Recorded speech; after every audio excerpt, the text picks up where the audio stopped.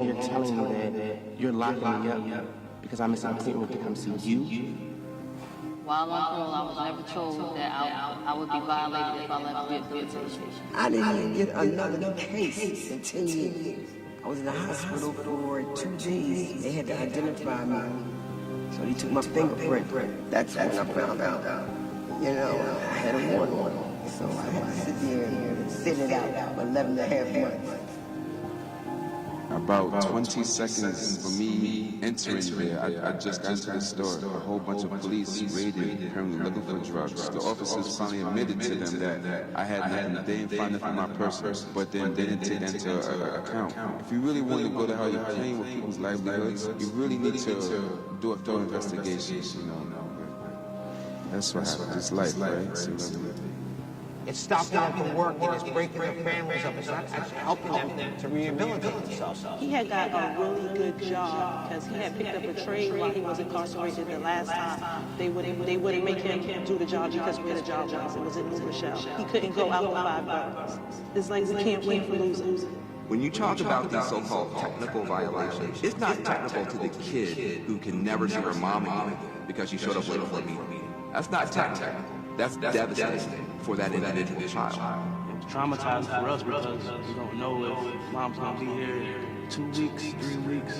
You couldn't have told me checking your mail or checking your apartment that they know about, they could violate you and send you back to prison for that. So he added on another year of supervised release and sent me back to jail for 3 months. I even tried to commit suicide. How am I supposed to take care of my son? How am I supposed to support him? Like if nobody's giving me a chance. I feel scared for myself. I feel scared for my mom. It's a journey that you don't see the light. You lose hope, and everything becomes about going and see somebody in jail. Everyone knows someone in this country, whether it's a family member, a close friend, or now me, who has experienced incarceration, post-incarceration, or even pretrial detention. I don't want you to judge me off the way I look or the way I talk or the way I carry myself. I want you to judge me off of my actions. I looked at all the things in my life that I had lost. People who were very important to me. One was my mom. And thank God. Excuse you. Reform means to take something that is broken and to fix it, make it better, not to continue to crack it. Even though when you break a plate, it's not never going to go back together again, but you can at least try. Parole don't even try to fix it. It just means to keep cracking and break. You know, he started out this way. He took his rocky turn, but he's back on smooth ground again. And that's what I'm looking forward to.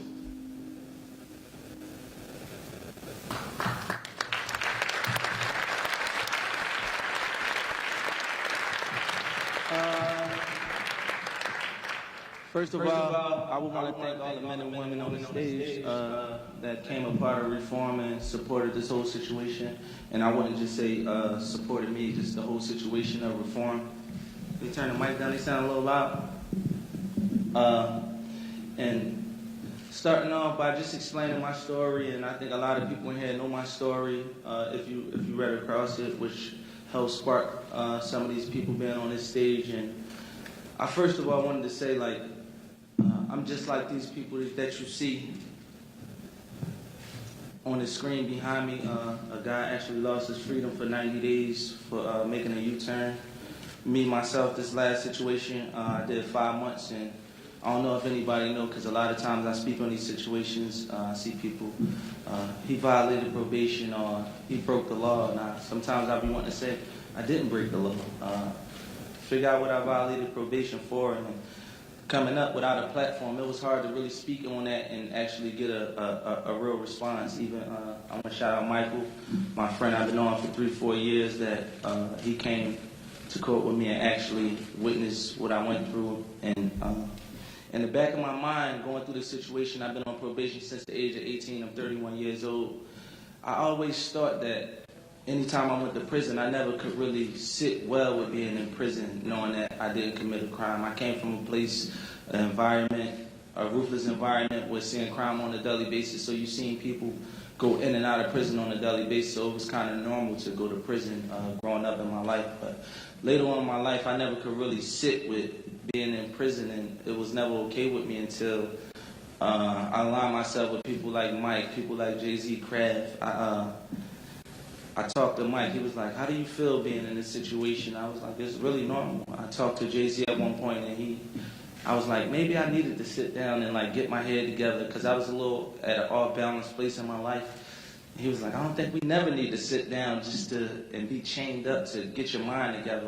You didn't commit a crime, and you're placed in prison." Robert actually came to see me himself. He's like, "How are you still smiling being in this situation?" I'm like, this is normal to me. I've been to prison 4 times without committing crime. And like I was speaking on them people on that screen that just came across that screen, when I was in my situation, a lot of people stood up for me and put their face on the line for me. And when I was in this last situation, I seen the TV and watched the news of people stand in the rain and vouch for me and march for me. It made me want to use a lot of my time in my life to double back and support the people and the families of the people who actually came out and stood up for me, because it was actually amazing to me myself to see people even cared about a situation as such, because these things have been going on since I've been born. I've been saying these things my whole life. And, I just wanted to send a sincere thank you to everyone on the stage, everyone in the building who came out to support reform, because there are people like the ones that's on that screen. And I say the ones that's on that screen, I am one of them, but sometimes people get it confused because I had like help from Rock Nation, Michael Rubin, Kraft, people you see on the stage. I'm like one of the lucky ones, even after all I went through. And you have people that don't have a voice, and I'm here to speak for the people who don't have a voice. I come from that side of the wall. I didn't ask to be the face of reform. I don't want to be the face of anything. I just want to bridge gaps and try to bring people together and make the world a better place. And especially for my culture and the environment I grew up where the system has a system that's basically targeted for people that look like me. I always said, just coming from North Philadelphia, single home parent, my father was killed when I was 5 years old. I always start coming up. I grew up with my mom and my sister that I would be the man in the house, and that was always my objective since a little kid. And growing up, I fell in love with music. And being from the environment I'm from, I don't think it's even possible for you to be an angel. You grew up around murder on a daily basis. You grow up in drug-infested neighborhoods on a daily basis. So growing up in that mind frame, it's almost impossible to even think or be an angel. So me, myself, my mom doing 8 hours of work a day at work, I'm one of the lucky ones that had a mind frame to be able to decipher right from wrong. And, I navigated my way through that. And even making it in the music industry, where it's like 1,000,001 that make it and even last as long, I got caught up in the system. And every time I started to further my life with the music industry, from traveling the world, performing worldwide, and actually making money to be able to provide for my family and take them out of that ruthless environment, every year or two, it was something that always brought me back to ground zero, and it was probation. And I always wondered what happened to the people that was in situations worse than mine, because I was making money, I was traveling, I was out of this bad environment, but I was still coming in and out of prison. And it was kind of embarrassing just meeting people worldwide. I'm like, it's your 3rd time in prison. I always used to have to put at the end of the sentence, like, no, this is from something that happened in 2018. I never been accused of a crime since 2008. Excuse me, not 2018. 2008, I never even been accused of a crime. And I always had to use that as a cover-up when people said, oh, it's your 3rd time going to prison. And,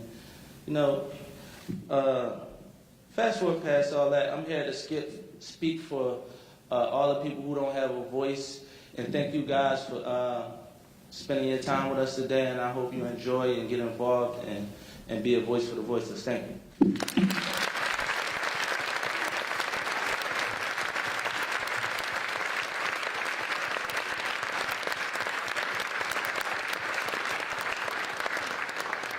No matter how many times I hear Meek tell his story, it honestly makes me mad and angry, because no one should go through what you've gone through. And for me, November 6, 2017, that's a day, it changed my life forever.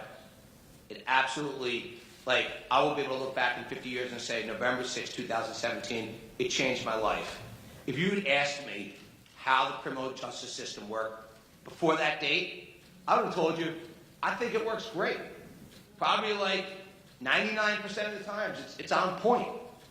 I could not have been more wrong.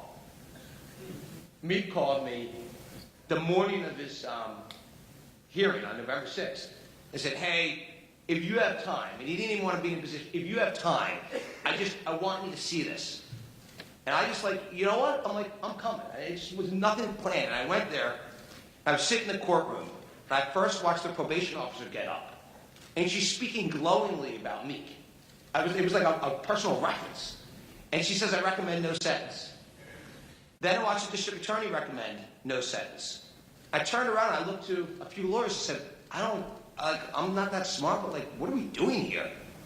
And they said, oh, don't worry about it, because in the history of law, no one ever gets sentenced to prison against the recommendation of the probation officer and district attorney. And then I witnessed the absolute unthinkable. The judge sentenced me to 2 to 4 years in state prison. 2 to 4 years in state prison. And for what? He popped a wheelie on social media, and he broke up a fight in an airport. There were no charges in either case. No charges, but he went to jail for 2 to 4 years. It was honestly the most surreal moment of my life.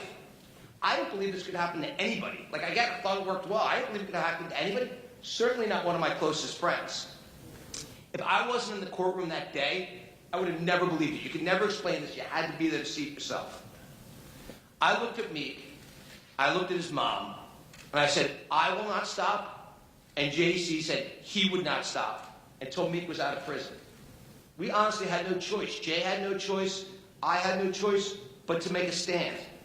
Meek and I had this argument that was going on for years. We had this argument where Meek would say to me, Michael, there's 2 Americas. I'd be like, bro, what are you talking about? We live in a great country. Like, you're killing it. Everyone loves your music.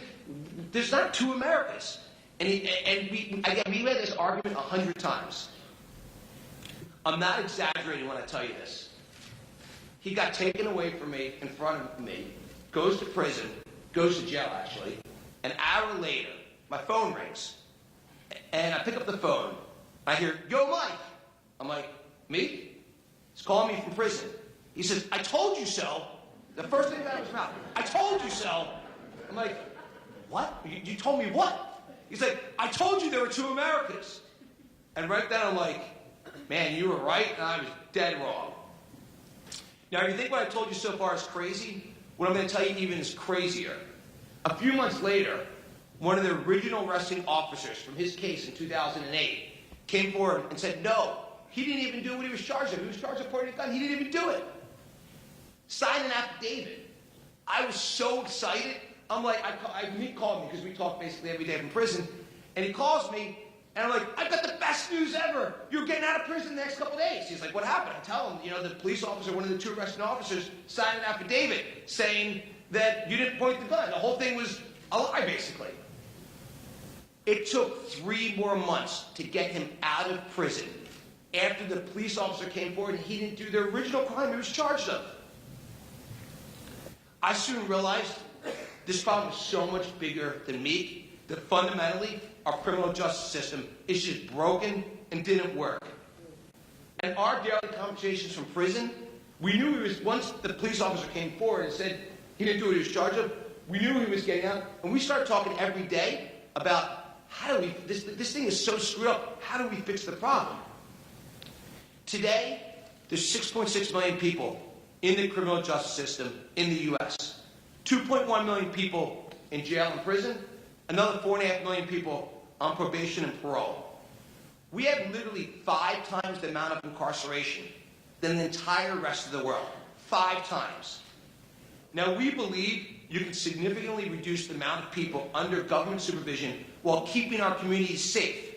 And that also includes keeping our communities safe for law enforcement that's there to protect us.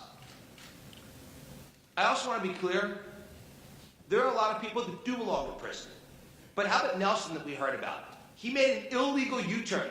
Did Nelson really belong going back to prison for making an illegal U-turn? I mean, he popped a wheelie. Our country's spending tens of billions of dollars to incarcerate Americans, many that are minorities, that are no threat to society. This makes absolutely no sense. And by the way, our workforce needs them. I'm an entrepreneur that's created tens of thousands of jobs. I know instinctually we need to get these people back to the workforce. Criminal justice, it's not just about fairness, it's also about common sense fiscal and economic policy. This is not a Democratic issue or a Republican issue. It's really about right and wrong. We need to make sure the punishments actually fit the crime, and that we don't have people stuck in the system because of illogical laws that make no sense. And that is where we are today. We have illogical laws that make no sense, that incarcerating millions of people, keeping millions of people in the system that don't belong there.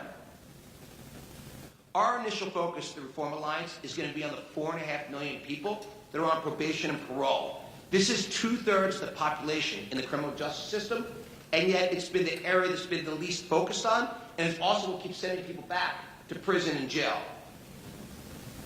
People always say to me how lucky Meek is to have me as his friend. I look at it exactly the opposite. I couldn't feel more fortunate to have Meek as one of my closest friends, because he's taught me so much about a world I didn't understand at all, about the great injustices that are going on. I believe that this founding group, that we have a responsibility to give a voice to the millions of voiceless. But my voice and Meek's voice alone, it's not enough. And that's why we want to build the most incredible team of founding partners that care deeply about this issue, that want to put significant capital against the issue, and also have major platforms to use to help shed light to the situation. I want to personally thank all the founding partners. Robert Kraft,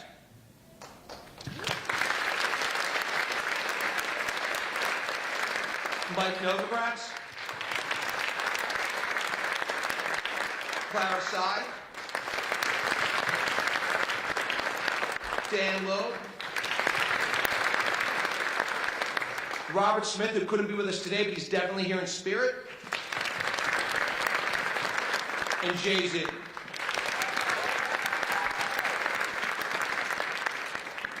I'm proud to announce together, this group has committed approximately $50 million to launching the Reform Alliance.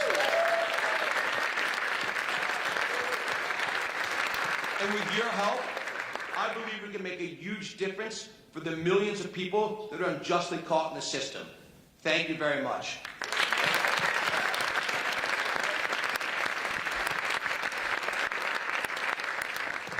Topeka Sam is the founder and executive director of the Ladies of Hope Ministries, where she leads the Parole and Probation Accountability Project.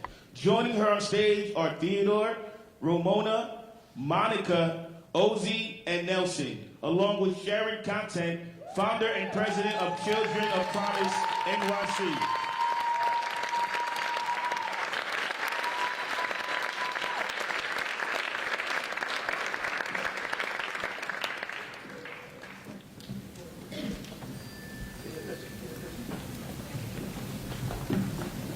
Good morning, everyone. Good morning. I am Topeka K. Sam, and on behalf of all of the formerly incarcerated people, the 70 million people who have criminal convictions in this country, the 1 in 3 families that are impacted by incarceration, we welcome you and thank you for being here with us. First, I want to just take a moment to give all of the people who've been impacted by incarceration a moment to acknowledge them. By show of hands, how many people in here are impacted by incarceration? Okay, hopefully by the time I'm done, everybody's hand will be raised. Today is an exciting day. It is clear by the attendance in this room that we all understand that we must reform this system. Criminal justice reform is important, and it's important now. And so often we only speak about the 2.2 million people that are currently incarcerated in our prisons and jails. We don't speak about the 4.7 million people that are incarcerated in our communities, through probation and parole. Why is this number so high? Because people are being sentenced to lengthy terms of post-incarceration and probation and are then being subjected to arbitrary harassment which leads to violations, then prison, then parole, then probation, then prison again. An ongoing cycle that ends, and it ends today. When I say arbitrary, I mean being violated for getting married and not asking for permission, purchasing a car to get to work, driving out of state to visit your mother who just had a stroke and not making a call first before you got in the car, drinking too much water and being accused of trying to dilute your urine sample, walking your dog off of your property, even arresting a 16-year-old son of a person on probation and parole because they refused to answer the door. I mean, don't we all tell our kids don't answer the door for strangers, right? They knocked down the door and arrested this young man, put him in handcuffs because they said he was trying to impede an investigation. This is ridiculous. It's counterproductive. It's harassment. Women, who are so often left out of the conversation. Women are being incarcerated at a rate of 800% greater than our male counterparts. 85% of us have been survivors of sexual violence and trauma. 80% of all women who go to prison are mothers. We have to worry about our families, about ourselves. We cannot forget about women in this conversation and the impact that the system has on women and our children. And take me, for example. When I was on federal supervision, traveling this country to the Caribbean, Africa, doing work to empower formerly incarcerated and incarcerated women and girls to use their voices to create change. My probation officer suspended my travel and told me that my movements were reminiscent of a drug dealer. I had to go get a lawyer. I had to file a motion, another motion. I was told I couldn't leave Manhattan because I was in Southern District and I had to get permission to go to Brooklyn. I filed a motion, another motion. And finally, I opened a house in the Bronx for women coming home from prison. And the community didn't want us there. And so what did they do? They called my probation officer to try to get me suspended and sent back to prison. Finally, I filed for a second time an early termination of sentence request, and the judge granted my motion.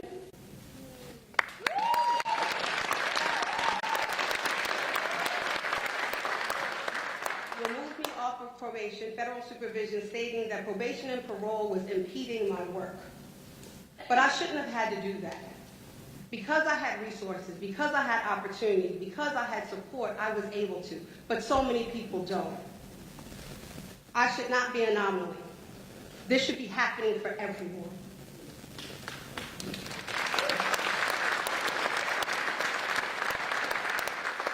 It's time to change these laws. It's time to hold the system accountable.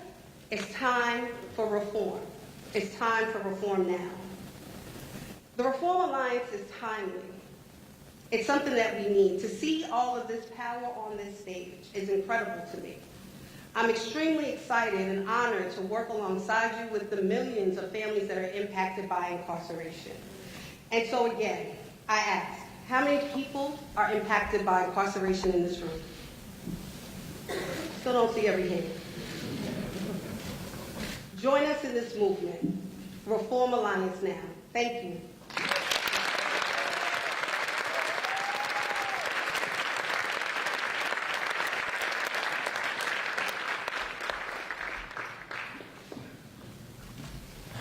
You know, when I hear these stories, it is absolutely heartbreaking. It started with Meek's crazy story, and then you hear Topeka's stories, and it's horrible. Now let's talk about how do we fix the problem. From my perspective, everything starts with great leadership. When we went out to start the search process for our CEO for the Reform Alliance, I want to build this the same way that I would build any of my companies. And to me, that means you look for the best athlete to lead that company or that initiative, and in this case, that fight. For me, if you put the best team together, that gives you the highest probability to win. And that's what we're going to do here. I personally interviewed 30 people to be the CEO of the Reform Alliance. Let me tell you something. When you call up somebody and you say, hey, you're leading this alliance, you have these founding partners, and this amount of capital committed, everybody said, I want to do this. When I first heard Van Jones' name, my immediate reaction was Van Jones, the TV personality. What I had no idea is he's dedicated his entire adult life to criminal justice reform. Van started his first criminal justice organization 23 years ago, the Ella Baker Center for Human Rights. 23 years ago, and it's still going strong today. He helped close 5 abusive youth prisons, and he also helped block the construction of, a super jail for kids in Oakland. He's a Yale-educated attorney and a former White House official. And just last month, Van was one of the key architects to get the First Step Act passed, which I think has been the most revolutionary step forward in criminal justice reform in our generation.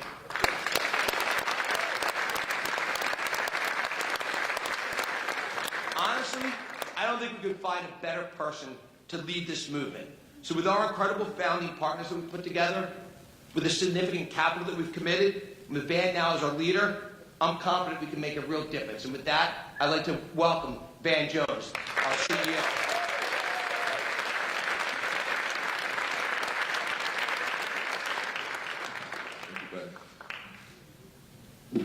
Hey, this is a big deal. Let me just say, this started off as a buddy movie, and it's now become The Avengers, all right? This is a bigger deal. You know, breakdowns can lead to breakthroughs if you use them right. There was a breakdown in your life, and you chose to turn it into a breakthrough for millions of people, and we're just getting started. For me, this is a special moment because for the past 25 years, except for the short time I was in the White House, there's not been a single day that I wasn't either serving on the board or the staff of an organization working on criminal justice reform. Not a single day in 25 years. And when I started out in 1993, I graduated from Yale Law School, moved to Oakland. Both Democrats and Republicans were passing bad laws to build prisons from coast to coast. And young lawyers like myself who knew better tried, but we got beat over and over again. I went to way too many funerals with young people in the caskets and gray-haired people sitting up in the pews. I went to way too many coalition meetings that broke up because people got tired of losing. We always talk about the fights that we won, but we lost a lot. And I never felt more powerless than watching kids that I cared about get outrageous sentences when I had gone to Yale and seeing kids doing drugs at Yale. At worst, they would get rehab. And I would see kids in the hood doing fewer drugs getting 20 and 30-year sentences.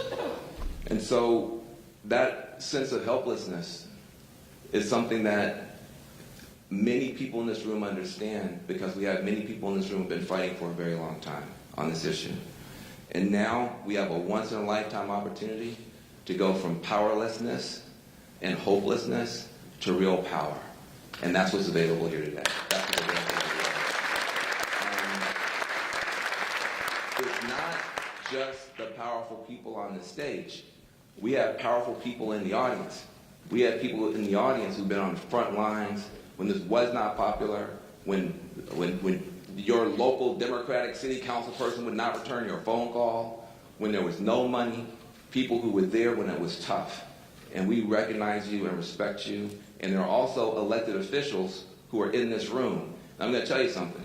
Elected officials do not come to events where they don't get to talk.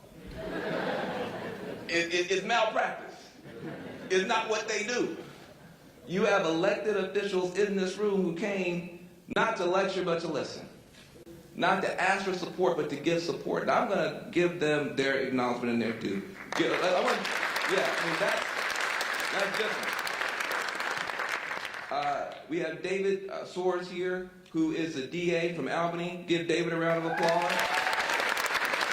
We have Kim Fox, who's the state attorney all the way from Cook County, Illinois. Kim Fox is in the house. Give her a round of applause. Josh Shapiro is here. He's the Attorney General from the great state of Pennsylvania. Right there. Give him a round of applause. Jason Starr, New York Governor Special Counsel in the House. Where's Jason? Give Jason a big round of applause and acknowledgement. Senator Tony Williams, for the #2 Democrat in the Senate here, is also in the House. And last but not least, we even have on the front row a governor, Governor Tom Wolf in Pennsylvania. Stand up and get a round of applause to Governor Tom Wolf.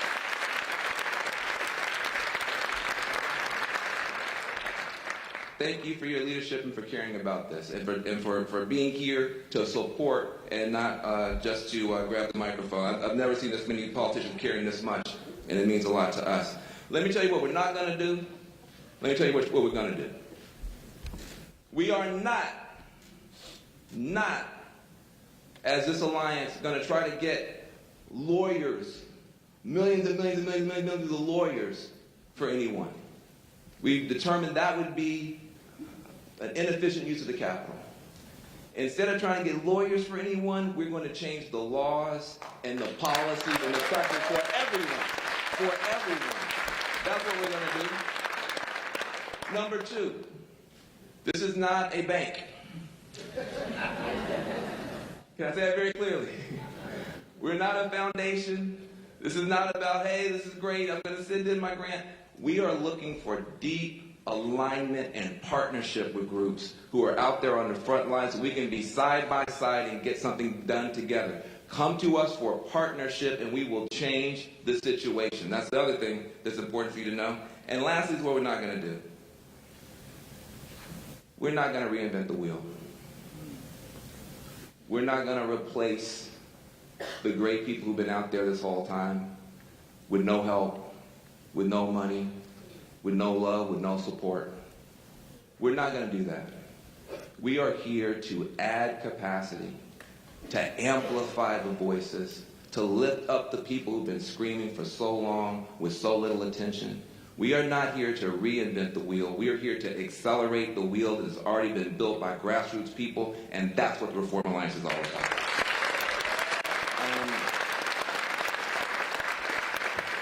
Now let me tell you what we're going to do. We're going to fight different. We're going to fight different. This movement has been teaching the country something. Everybody else is dividing, fighting, white versus black. Democrat versus Republican, coastal versus the heartland. Everything is division, division, division, except for this little movement that's been out there slowly, slowly learning how to fight different. And what we're going to do is help to accelerate and amplify that, but we're going to fight different. First of all, as has already been said, we're going to focus on the 2/3 of the people who are caught up in probation and parole. That is a revolving door. We already have great groups working on that 2 million who are locked up. But that 4 million who are caught up have not had enough support. And that is a revolving door that keeps people back in and back in and back in and back in. Tricks and traps instead of help and support. We're going to dismantle that revolving door. We're going to fight different. Also, when you have powerful stories, and people with powerful storytelling platforms, and you bring them together, there's nothing that you can't do. Now, this has already been happening from Common to Kim Kardashian, from Alicia Keys to Alicia Silverstone. People with powerful platforms have been joining this movement. But we're going to now accelerate that. When you take the most powerful stories, as you have heard, and combine them with the most powerful storytelling platforms on earth, you're going to get change. We're going to fight different. We're going to fight different. We're going to bring folks together. Also, women. children, families, community. Those are the voices that have to be added to this. Because for too long, this conversation has been a conversation mainly about the brothers, when it should be about the brothers and the sisters and the aunties and the grandmamas and everybody. We're going to fight different. We're going to fight different. Also, both parties got us into this mess. Both parties voted for the crime bill, 3 strikes and you're out. And both parties have to come together to get us out. This is not a partisan issue. This is not a left or right issue. It's a right and wrong issue. And so you already are seeing that process happening. When you have Cut 50 and FAM coming together with the American Conservative Union and the Koch brothers and Freedom Works, that's fighting different. When you have a bill like the First Step Act, that Nancy Pelosi, Chuck Schumer, Mitch McConnell, and Donald Trump all supported 2 hours before the shutdown, that's fighting different. That's fighting different. See, when you bring people together, you're fighting different. And the last thing I'm going to say is this. The reason that this little movement that I joined 25 years ago is special is because it actually teaches the people who are involved that it's not just the people behind bars who are not free. It's not just the people who are locked up. All of us have been imprisoned by bigotry, by social division, by ignorance of each other's stories, by just not knowing the person next to you on the subway. And then the fear that our politicians have been imprisoned in. If I do something, even if I know it's right, what if I lose my election? The politicians are not free. The people are not free. And so when you talk about human freedom and dignity, everybody's dignity in this room has been diminished by living in a society that allowed this. And so we're going to not just free, I think, more than 1 million people. We're going to free a country to be its best self. We're going to free a country to find itself again, to find its heart and its soul again. We're going to put our love against the hate that built this system. We're going to put our hope against the fear that built this system. We're going to put our compassion against a few of these cold hearts. And we're going to win. We're going to win. Reform Alliance, fight different. Thank you very much.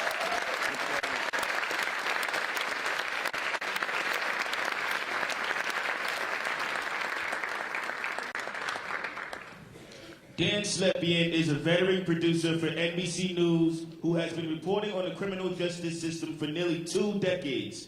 Over the years, his investigations and documentaries have helped lead to the release of 5 innocent people from prison. Last spring, Dan was with Michael Rubin and Meek Mill on the day of his release from prison, and together with Lester Holt, told Meek's story in an hour-long report on Dateline.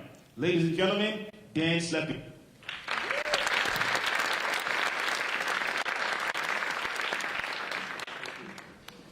I will never forget the day that Meek was released from prison. I had been working on his story for months when I happened to be in Philadelphia filming with Michael when the news came. It was obviously special for Meek, his family, his friends, for the city of Philadelphia. There were actually live news helicopters transmitting his drive from the prison to the 76ers game that night. But Meek's plight really touched a nerve, and you could tell immediately. Within hours of the news of his release, hundreds of people spontaneously showed up at the prison, chanting, "Free Meek." But to those who are passionate about the issue of criminal justice reform, Meek's story represented something much, much bigger.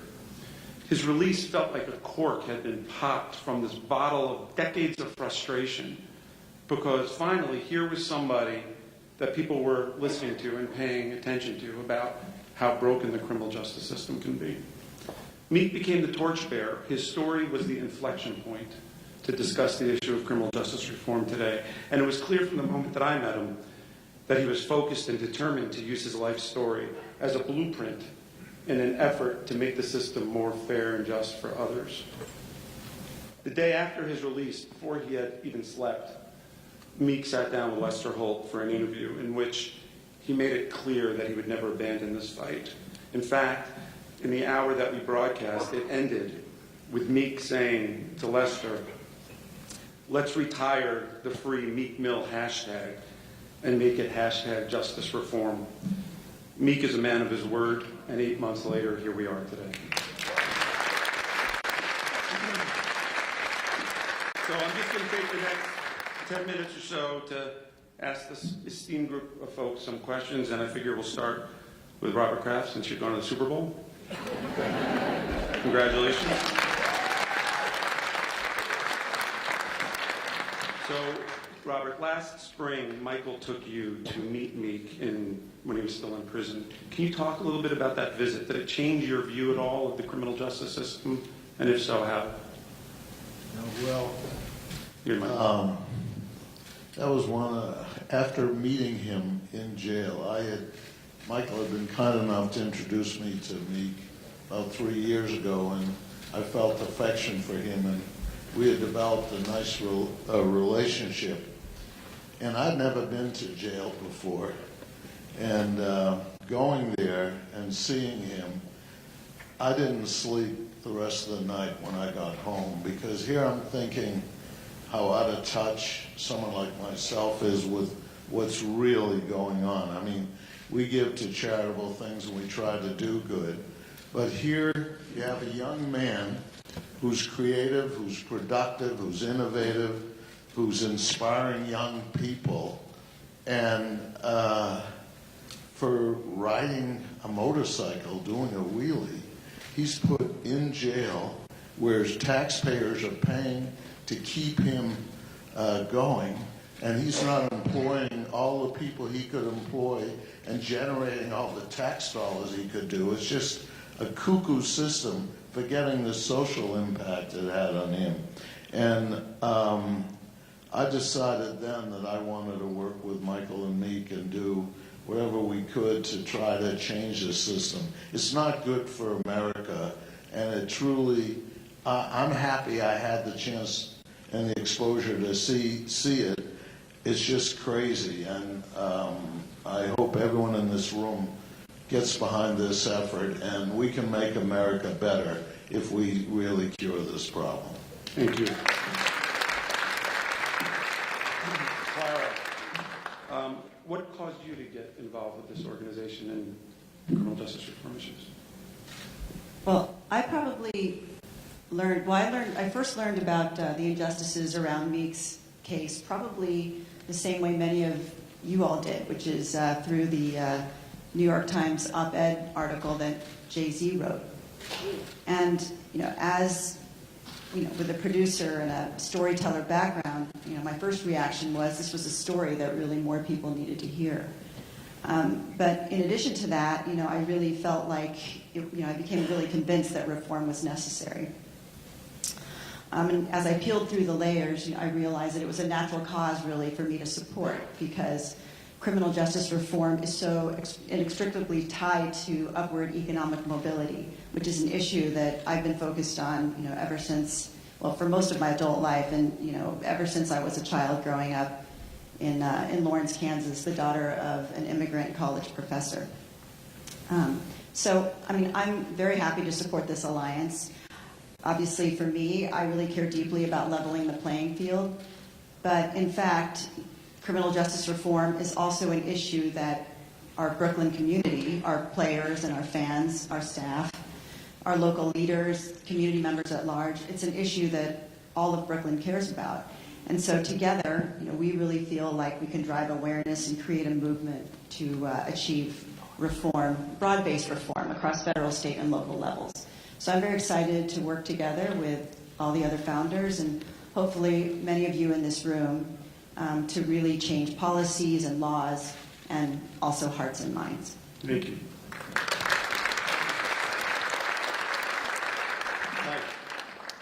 there's a lot of organizations out there fighting for reform, many of which you support.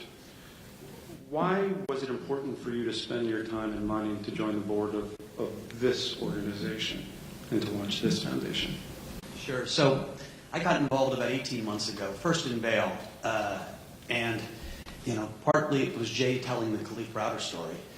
Robin Steinberg told his story very, very powerfully, so I got involved. And the first thing that hit me when I started was a Brian Stevenson quote, which was proximity, you've got to go there. And so I visited this jail up in the Bronx, which really isn't a jail, it's a steamship that was towed up from New Orleans 35 years ago, and it sits there between the sewage plant in Hunts Point and the fish market, and it houses 800, 900, mostly black and brown men, pre-trial. And I walked up with the smell of shit from the sewage plant, and I looked at this metaphor, this slave ship, and I was like, I live in New York City. This is, my city, and how can this be happening? And I was ashamed. And I think, how does the mayor let this happen? How do we let this happen? And so I got angry. And that anger led to diving deeper into the criminal justice. And we started meeting a group a week. And I realized there's an army out there. Van talked about it eloquently. An army that for 30, 40 years have been working on these things. In pretrial, in food, in the phone calls, in prosecutorial reform. And we started making, some small grants and realized, hey, there was a gap around probation and parole. And then, so when Michael walked into the office and said, hey, would you think about being on the team? He had me at hello. And I was like, A, this is a group that probation and parole is a space that really needs funding. But B, the space needs storytelling. And I'm sitting next to maybe the best storyteller in my generation. I got Meek over here. My son knows every word to every one of his songs. And so that 21-year-old generation, he's speaking for. I've got Robert Kraft, who next week's going to hold the Super Bowl trophy up in the air 2 weeks from now in Atlanta. And think about that. Hundreds of millions of people are going to see that beautiful face, and they're going to say, he cares. And that's powerful.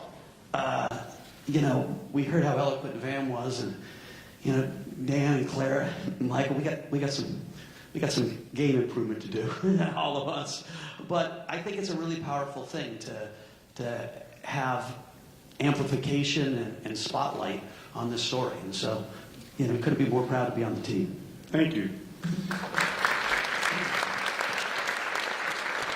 Dan, in criminal justice reform circles, you're a well-known advocate for years about this issue, supporting many organizations. What's different to you about this one? Well, I think Van really said it all. In fact, I thought that speech was so amazing. We should really call this Van Jones College.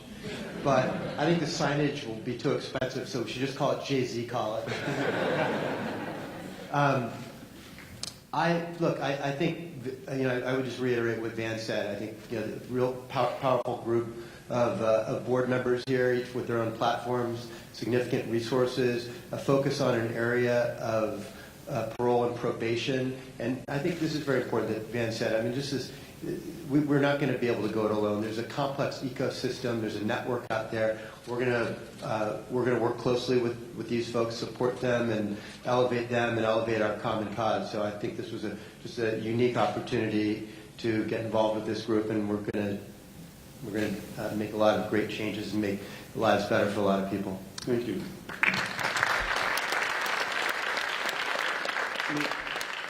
As we sit here today, you're still tethered to the court system, are you not? Yes. And do you need permission to be here today? Yeah, I need the permission to be here today. Legally, if I didn't get permission to come here today, and I just came here today, I get off probation in 2023. So the rest of that time, if I came to New York without permission, I could have got the rest of that time given to me as prison time. So can you talk a little bit as a public figure, as an artist, how those kind of restrictions affect you?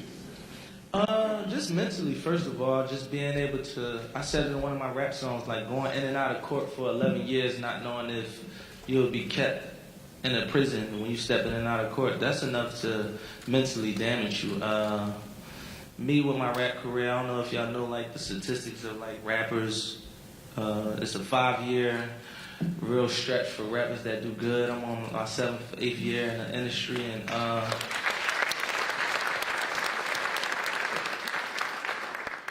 I've been in prison 3 times during them 8 years, not involved in crime, and every time I had to just drop harder and harder and harder.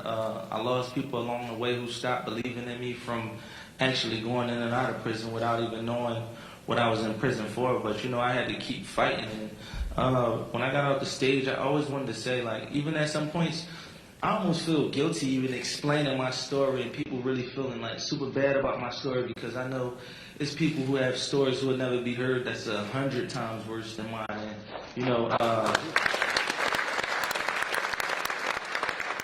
deal with them people on a daily basis, and I know these people. I grew up around these people, so you know, I'm here. Thank you.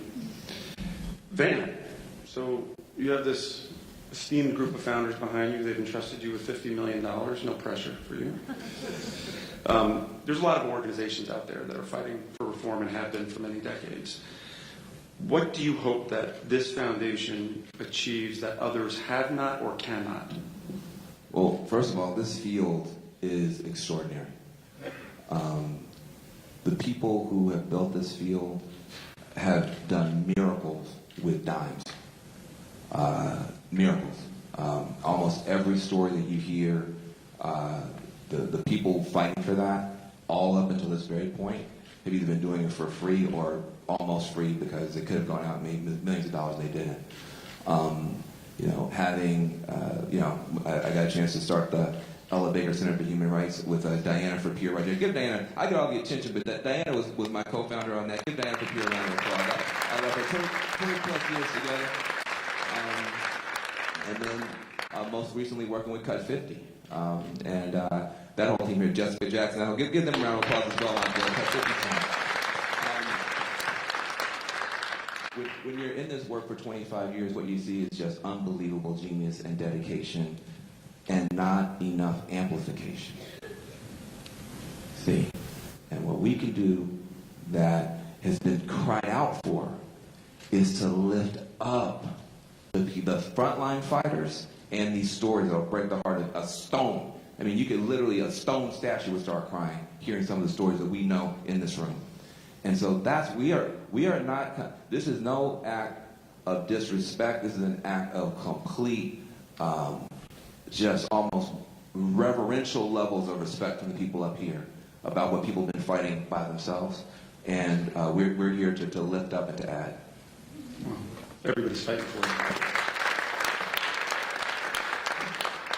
Mr. Rubin, you have said many times one of your main goals. Oh, wait, sir. Yeah. I don't mean to be rude, but I messed up.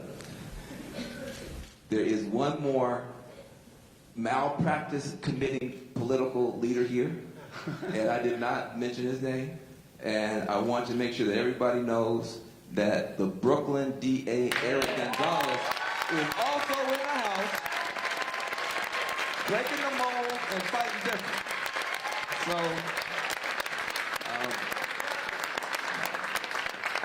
you better have got that right. Brooklyn. So, Michael, you've said in public interviews and conversations, you've said that your goal is to help free 1 million people from prison. That sounds incredibly ambitious. First of all, why that number, and how are you going to do that? Yeah, so the goal that I think we came up with is to get 1 million people out of the criminal justice system in the next 5 years. And to me, it's just math and common sense. So let me break it down for you. 6.7 million people in the system today, 2.1 or 2.2 million in jail and prison based on who you ask, another 4.5 million on probation and parole. When I see all of these stories that I hear, a guy like Meek that needs to be permission to be here today or permission to go travel to see his son 10 minutes from where he lives, and I hear the stories that Topeka told about all these crazy probation stories, I think you could cut the population on probation by half or 2/3. So it's funny, when I start talking to people about this, they said, you should try to get 10,000 people out of the system. And I said, we're going for 1 million, and that needs to be light. And so from my perspective, when you know you have 4.5 million people on probation and parole, and the laws are so antiquated and don't make sense, I think you can dramatically reduce that population while keeping communities safe. And to me, I've always said, like, come up with a bold goal and go after it. So we said we were going to get 1 million people out of the criminal justice system.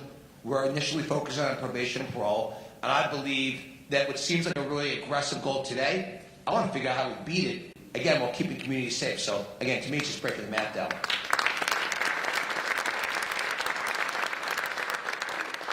And lastly, Jay, it's fair to say that Meek's plight really became headline news and started really to take off after you penned that powerful op-ed article in the New York Times. But this is clearly more than about Meek for you. You know, you're here today more than just for him. Aside from Meek, why do you feel this responsibility? Why are you doing this? Well, I think the attention that Meek brought to this issue because of his celebrity and the egregiousness of the crime, popping a wheelie and breaking up a fight, is what sparked the match for the nation. But for me, I'm from Marcy Projects, I'm from Brooklyn, and this has been a part of my life. This is communities that we grew up in, or friends that I have, people around me. So I grew up with this issue and seeing people with, man, like he said, you know, people way worse off than me. You know, he has an opportunity and he had to work hard. We have to applaud him because every setback he came out stronger. And that takes a really dedicated person. I want to prize you for that. You know, for us, this is how we grew up. And I think Van said something really poignant when he was saying that, you know, we're all prisoners to this because until everyone's free, no one's free. You think about the idea of growing up in a single-parent house, which I grew up in, which Meek grew up in, and having an adverse feeling for authority, right? Your father's gone, so you like, I hate my dad. Well, nobody tell me what to do. I'm the man in the house. And then you hit the street and you run into a police officer. And his first thing is, put your hands up, freeze, shut up. And you're like, excuse my language, everybody. You're like, fuck you. Right? So that interaction causes people to lose lives.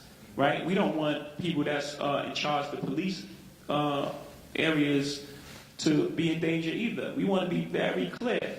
You know, if someone commits a crime, they should go to jail. But these things are just disproportionate, and the whole world knows it, right? And a lot of these issues are in place now because they were run on, they're like political issues. People run on this and gotten elected to office, and there's no disrespect. I don't want anyone to feel defensive about what I'm saying. I'm just saying the honest truth. And the people that are here today and the politicians that are here today know it's the truth. That's why they're here, and it's a humane issue, right? So if we are broken the family structure in one culture, it affects everyone. It affects that police officer who has to go home to their kids. It affects, you know, people who are raising kids and working really hard and have to pay taxes. And then, you know, we're housing people in jail for incredible amounts of time, and this money is coming from, you know, hard-working people. So it affects everyone in some sort of way, and it's an important issue. I think that, for me, and be very specific, that and education are the two most important issues for us right now. I'm going to put on the spot. I have a friend who's in the audience, and, you know, we come from the street. You know, her husband and her, Desiree Perez and Juan Perez, now their parents, right? They come from where I come. This is one generation removed, right? We all come from the same place. We come from the bottom. She's from the Bronx. He's from Harlem. And one generation later, the kid is going to Columbia Law.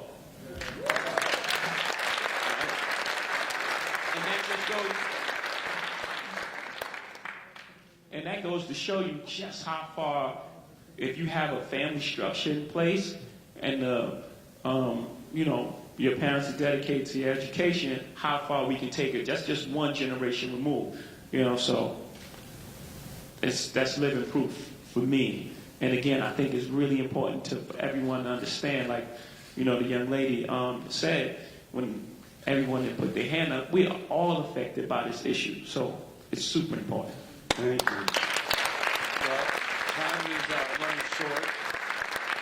I'm going to turn it back over to Van, who is going to take some questions. Meek.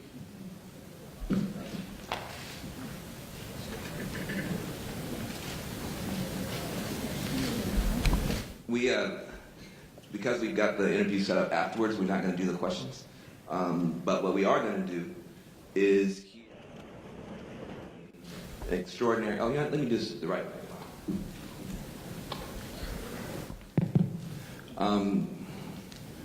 Part of the reason and part of the way that folks have been able to make it through,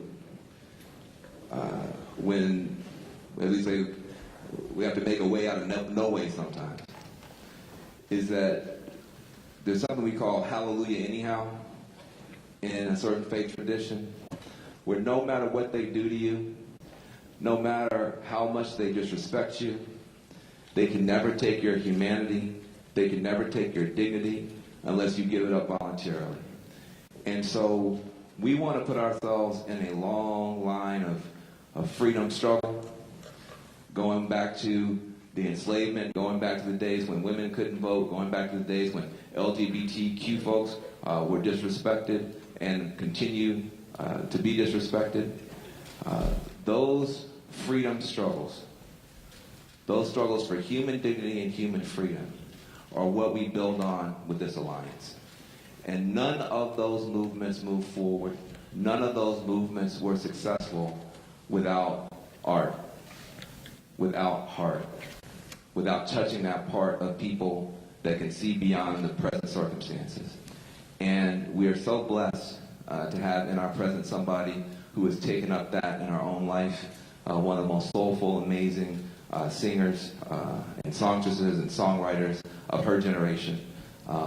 We're going to close this out the way we're supposed to close it out, with freedom music from Victory Boy.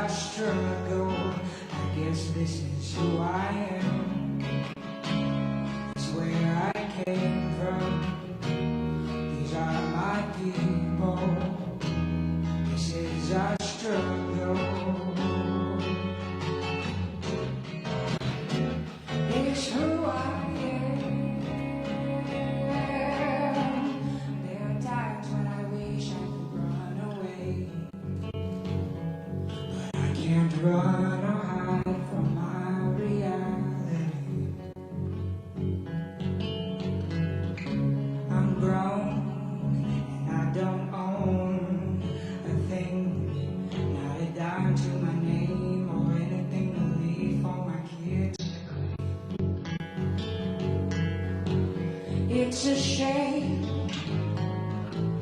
'cause I wonder if they'll live better lives.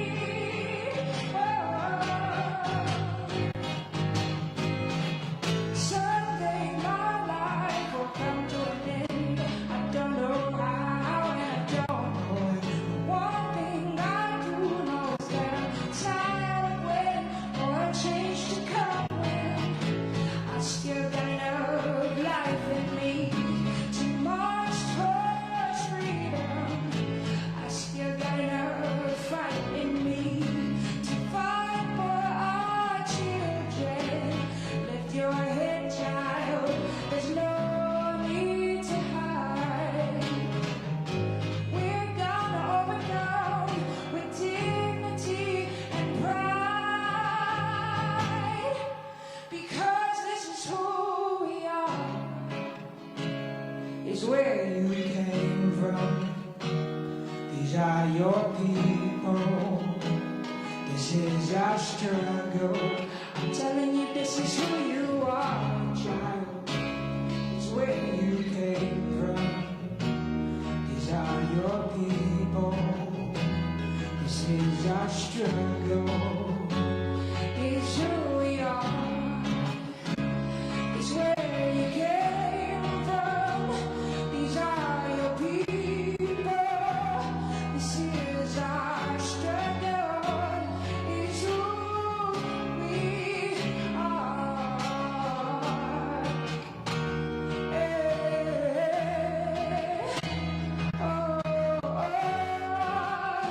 It's who we are.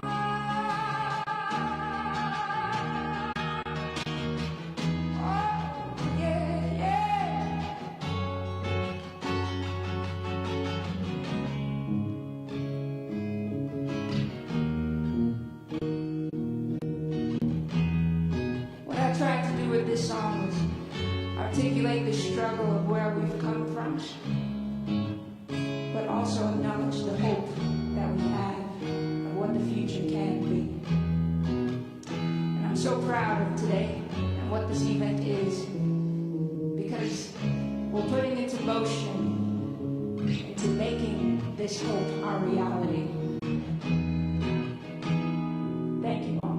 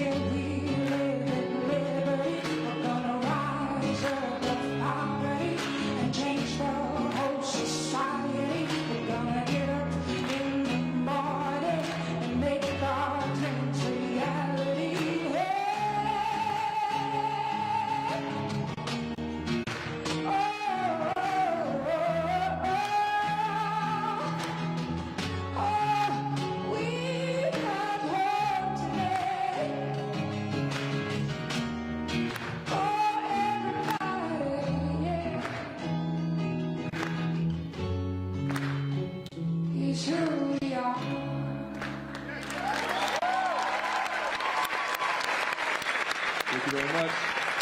Reform Alliance, fight different. Reform Alliance, victory boy, victory boy, victory boy, victory boy. Reform Alliance. Thank you.